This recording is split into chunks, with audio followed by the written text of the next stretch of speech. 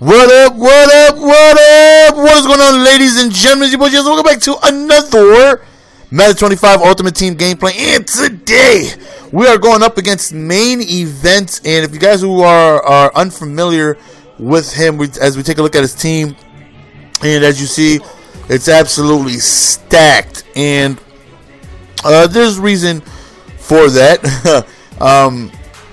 He played in the MUT Invitational for Xbox and Xbox One, and he went up against Godstums in the first round of the tournament, and he lost to Godstums on like a last second kind of play towards the back of the end zone to Godstums. It was a very good game. You know, Main Event's a very tough opponent, and when I stream, you know how it is. I play viewers is I'll put up a contract for like 7K, 10K, or whatever.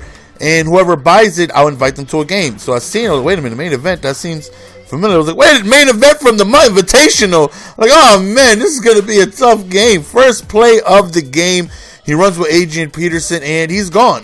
He has a very tough run scheme. He has his depth chart set up where he gets great blocking.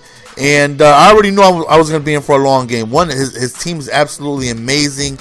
And, you know, two, you know, he's a good player. You know, I hear back from a lot of sources that he's very, very, very tough. So, in order for us to win, man, we have to play great. Now, this is back when I didn't have holographic Jamal Charles, or I didn't have a lot of players that I have now. But I did have Dickerson right there, really quick inside fade to Moss. Running Kansas City book, so, you know, going to be passing a lot.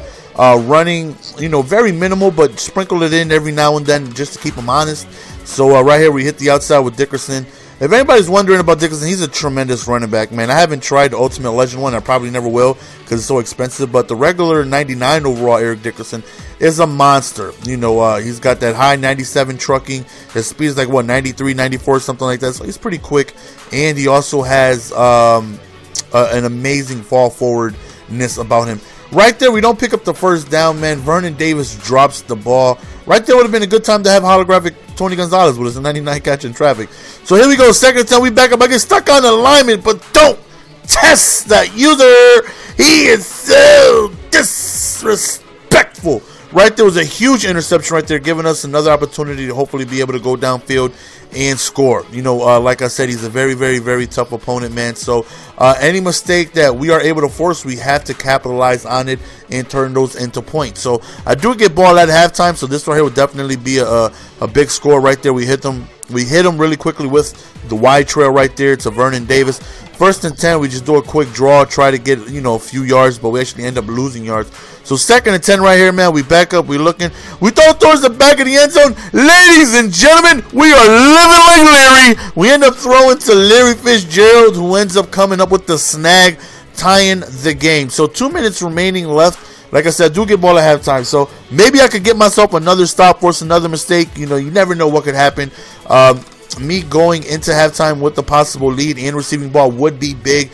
You know, I feel confident that I can move the ball against him. Stopping him, on the other hand, might be an issue. You know what I mean? His offense is really good, and my defense really isn't that great. So third and 9 right here. He backs up and he throws over towards the left, but thankfully we end up clicking on and stripping the ball loose. So this right is a huge fourth down, and he ends up just finding over the seams. I try to click on to go for a strip animation, and it wouldn't let me. I believe if I clicked on and you know, went for the LB, I believe I would have got to strip the ball out of, you know, incompletion animation, but it wouldn't let me click on it. That right there definitely sucks. So here he goes, continuing, you know, to move the ball, you know, fairly easily. You know, I'm you know, having some trouble stopping his offense. Right there, I've seen him do that against Godstums. I guess he puts him like on a smoke screen, and if you got some deep zones back there, he's going to be completely naked, and that's exactly what happened.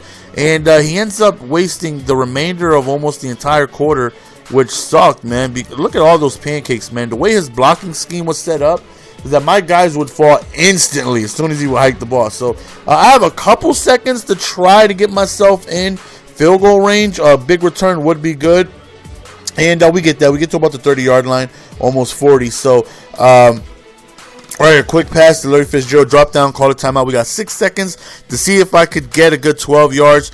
Right here, we back up. I throw to Vernon Davis, and I thought I got out of bounds with at least a second remaining, but I did not. So going to halftime down 7. As I've stated before, I do get ball at halftime. So this right here would definitely be a big drive, be able to put the pressure back on him and score. So like I said, I'm running the ball very little.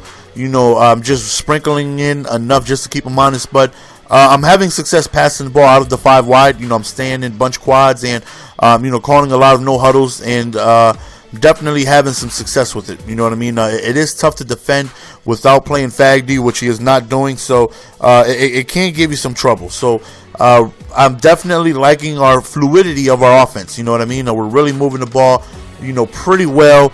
And like I said, I'm gaining some confidence on offense. So, okay, man, we can score on him. It's all going to come down to if we're going to be able to stop him, which is not easy. Right there, we got 94 Mackie Mac on the team back then. Drew Brees, 12 for 14. Right there, we go towards the back of the end zone. Wide open is Randy Momo, who catches the touchdown. So here we go, back again, same predicament as it was before, man. 14-14. Well, the predicament before was tie game, with us having an opportunity to get a stop and give our offense the chance to give us the lead, man. But look at all these pancakes, man. I think he got like Marcus Colston outside. I don't know who he has, but my guys would fall instantly. Look at his receivers would pancake my guys right away. Right here, he hits me with the makeshift screen on 2nd and long. Almost picks up the first down, 3rd and inches right here. And he decides to run, picks up the first down. And this was the most pancakes I've ever seen. Look at that, man. Guys are just falling to the ground. Every time he runs the ball, guys would just hit the dirt instantly, man. And it was extremely frustrating to deal with it. You know what I mean? It's very, very frustrating. We got to do a better job of trying to stop the run. Right here, man, 2:50 remaining. Either I want to score extremely quick or, kill as much time as possible, whichever comes first. If I don't score within 2 to 3 plays, man, then we just got to kill as much time as possible. Right there, we go over the middle. It looks like we both had the hand on the ball for an incomplete pass. 3rd and 11, we go to an out route. We pick up the first down. And, we got to get in this end zone by any means necessary. Right there, we just throw the ball away. Caught me off guard with some man-to-man. He's been calling zones all game. Right here, we decide to go to a makeshift screen ourselves, and we give it to Eric Dickerson. Right here would have been a good time to have 99 Charles. I probably would have got around the 10 or somewhere like that. But 1st and 10, we decided to run the ball. Man, if we would have held our block, that possibly could have been a touchdown. 2nd and 2 right here. We want to be able to pick up this first down. Just really quick drag route to Randy Moss, and we get within the 5-yard line, on the 4-yard line. Right here, man, 5 wide. We go back to Randy Moss, who actually falls forward, gets us a gain of 2. So right now he's wasting his timeouts. 30 seconds remaining. We go to a toss, block shed on the outside for a tackle. 3rd and goal. This is big. I decided to call a draw. See if I could get closer to the end zone. We actually score. So this right here is a tough spot, because he does. If we go to OT, he's the away team, so he's going to know the coin toss cheese. He's going to receive ball first. So after this sack, I decided to go on ahead and call a timeout. I decided to call a timeout to see if I can get the ball back. If I wasn't the home team, I wouldn't have done it. Look at all my guys just flat out get pancaked. And me calling timeout loses me the game because he runs into field goal range and he kicks the field goal and we end up losing the game. Like I said, if I was the away team, I wouldn't have done it because I would have known the coin toss in overtime. But unfortunately, because I knew he would have known the coin toss, I took a chance and it failed. Hope you guys enjoyed the video. As always, your boy GS. I'm out. Peace. Baby.